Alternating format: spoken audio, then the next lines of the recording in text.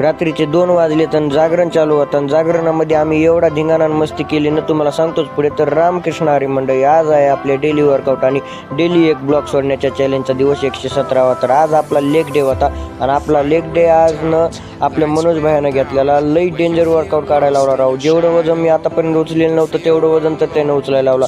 नंतर आपलं workout complete करून घेतला आणि आपल्या गुरुजीला बाय बाय केलं आणि नीट निघालो गावाकडं. तर गावाकडं जाण्या अगोदर नारायण भाऊ म्हणले आपण मंदिरला जाऊ.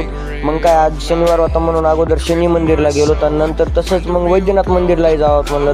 आता लई दिवस झालं होतं मग वैद्यनाथ मंदिरला पाया पडायला गेलो नव्हतो. मग काय आलो इथं आलं ना मन एवढं प्रसन्न होतं की काय सांगू तुम्हाला. वैद्यनाथ मंदिरचे मस्त देवाचे दर्शन हे केले आणि नंतर मंदिराच्या बाहेर आलो. मंदिराच्या परिसरामध्ये थोडंसं हिंडलो, इकडं तिकडं बघितलं, थोडं वेळ तिथं बसलो.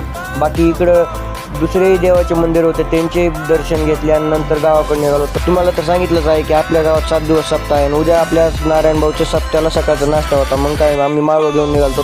संध्याकाळी आहोत की मामाने एवढं बळ खाऊ घातलं की काय सांगावं तुम्हाला. फुल जेवण केलं नंतर ना आज आम्ही घरीच मोटर आणलेली भरायला, कारण की आम्हाला टाईम नव्हता दुकानावर. मग घरी भाऊनं मोटर भरत होता मी आलो कीर्तनात बसायला. कीर्तनी लईच भारी होता का बघा. महाराज येत ना, या महाराजांचं नाव मोनी महाराज आहे. हे महाराज ना कीर्तन सुटलं ना तर बोलतच नाही, फक्त कीर्तनामध्येच गप्पा आणतात. नंतर महाराजांचं कीर्तन नंबर 1 झालं. कीर्तन ऐकलं आणि चहा प्यायला थोड्या वेळ. मग आम्ही आलो जागरणाला. खरी मजा तरी आली बघा. जागरणाला मस्त गाणे बिणे लावले, नाचलो. तुम्ही कधी असा जागरणामध्ये मस्त धिंगाणा करता का नाही आम्हाला कमेंटमध्ये नक्की सांगा. आणि आपल्याला फॉलो करून घ्या बरं का. आपल्याला फॉलो करायला विसरू नका, म्हणजे आपले दररोजचे डेलीचे ब्लॉग तुम्हाला दररोज बघता येतील. रात्रीच्या 2 वाजेस्तोवर गवळणीच्या आणि अभंगाच्या तालावरती नारायण भाऊ तर फुगडी खेळू लागले. आपण भेटूत आपल्या नेक्स्ट ब्लॉगमध्ये. Bye bye.